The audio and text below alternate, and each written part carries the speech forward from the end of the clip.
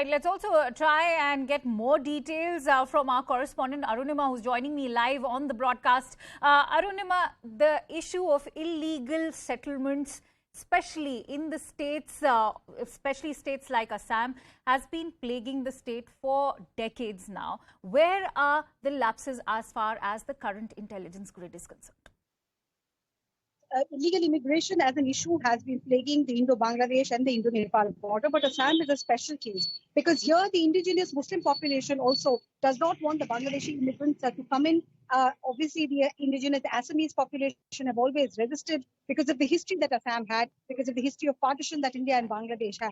In that backdrop, for the Bangladeshi immigrants to now come in areas like Dhubri, Kachar, and other areas of Assam, there are 7 districts which have been identified. It's not only a burden on land resources, but increasingly the fear is that JMB, which is a Jamaat-based group in Bangladesh, also Ansarul Bangla, these are groups which are utilizing these rampant madrasas and masjids for recruitment for terror purposes. National Investigation Agency has carried out investigation in various cases where the role of JMB and the role of Ansarul Bangla has emerged, and all of the people arrested claimed that they were Indians. They had Aadhaar card to show their birthplace as India. Obviously, these are fake documents. That is the worry, that this is not just about a poor economy, country, residents coming into a rich economy country and seeking a better life. It is much more. It is part of radicalization and perhaps terror conspiracy also. That's what the agency suspects. Also, Arunima, it's important to talk about how this sort of unchecked migration from across Bangladesh is now also subverting the way of life and is also changing the demography of the state of Assam. That's exactly what Pankaj Singh, the Director General of Border Security Force, pointed out when he said that this demographic change is by design, and it is hampering border guarding forces. This is hampering enforcement of India's law and order in that particular area. That was the reason why Government of India took a decision to increase BSF jurisdiction to 50 kilometers. It was something that was resisted by states like Bengal and Punjab, but Assam welcomed it. And now Himanta Biswa Sarma, the Chief Minister, is even talking about increasing BSF jurisdiction up to 100 kilometers, which means that if a trafficker or an illegal immigrant or somebody who has a terror conspiracy in mind, he or she can be chased by BSF up to 100 kilometers without the legal need to hand over the matter to the local police. That would provide continuity, and that would perhaps instill a fear of the border guarding forces in the minds of those who are trying to illegally cross over. But so far, no paper has moved, no file has moved as far as the 100-kilometer proposal is concerned. Like I said, it has been resisted by states like Bengal and Punjab, but it is something definitely that Assam wants. Right.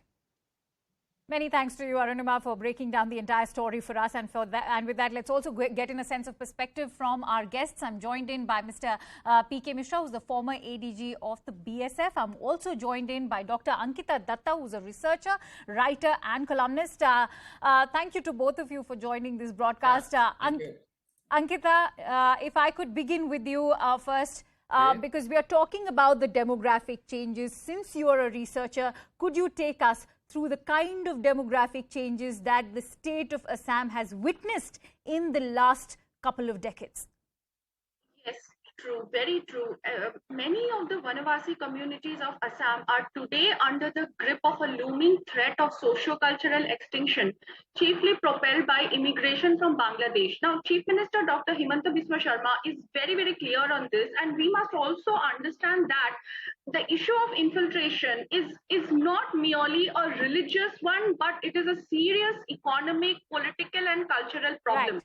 The demographic change is alarming, especially in those districts of Lower Assam that share a boundary contiguous with Bangladesh. Like, for example, if we take the example of Dhubri, till almost the turn of the last century, it was a Hindu majority area. It was once a part of the Koch Rajbangshi kingdom of present-day Koch Bihar in West Bengal. But at present, the Rajbangshis account for a mere 10% of the electorate of Dhubri district, and as per the census of 2011, Muslims constitute almost 80% of the population in the district. Now, these figures are very, very alarming. Intelligence intelligence reports have time and again pointed suspicious fingers at the Jamaat-e-Islami and its patron, the ISI of Pakistan, because both of them have been actively using madrasas, proliferating in increasing numbers along the Indo-Bangladesh border in several districts of Lower Assam, such as Borpeta and Dhubri, to infiltrate migrants into India. Now, the ramifications of this unabated immigration of people have come to severely bear upon the safety and security and the basic self-sufficient sustenance of the local people. In fact, the gravity of the situation can be best understood. I'll give the example of Sonitpur district here, where several places like Biswanath, Borsola, Terpur, Ghekiajuli, Thelamara, and Sutia, they have borne some of the worst impacts of infiltration by illegal Bangladeshi migrants. Because thousands of suspected Bangladeshis have already settled in many parts of Sonitpur district. And that is something exactly, Ankita, has been covered in the ground report that we were sharing with our viewers, has been filed by our reporter Preeti. Taking it forward, Mr. Mishra, my question to you is empowering the BSF enough? Because there's also talk about Himanta Biswa Sarna clipping the wings of, say, a foreigners tribunal which looks into cases of suspected foreigners who are delving into anti-national illegal activities.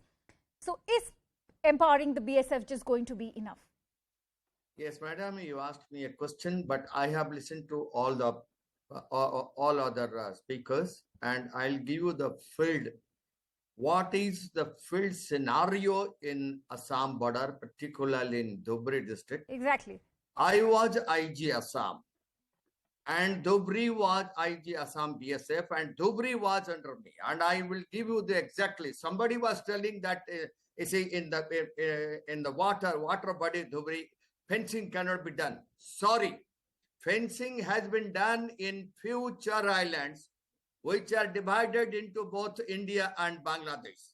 But how Maimansingh people from Bangladesh are coming to India, I will tell you how they are coming and who are bringing them.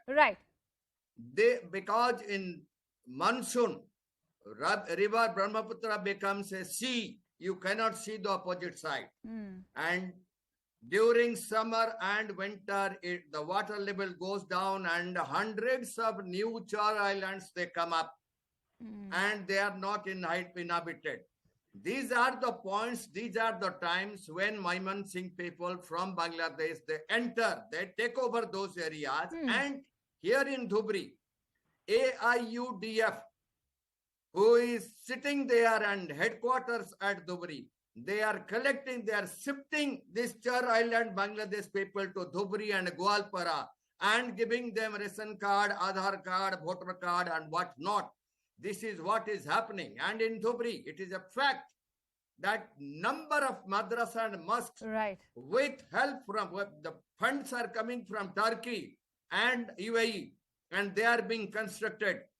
When I was IG Assam, border Assam, I started calculating those madrasas and mosques which were not authorized. Then I was stopped. There was a question by you stated a very valid point, Mr. Mishra. Yes. The big question comes in is who is funding these madrasas? Who is funding these madrasas? Who is bringing identification to these nameless migrants? Yes. And not only that, madam, I will tell you these migrants, they are involved with ISI, they are involved with AQIS, they are involved with Jais Muhammad, they are involved with Lashkar-e-Toiba. And maximum Bangladesh migrants, what they are doing in Dhubri and Golpara, fake currency is coming, drugs are coming, weapons are coming, they are coming through boats. And then you have jihadi materials also, they are coming. Dhubri, Goalpara, you see Assam border, particularly 7 to 8 districts, they have gone totally with one community which is heading. Dhubri is total 81% Muslim and 19% Hindu. Can you imagine what will happen in Dhubri? And those Char islands, new Char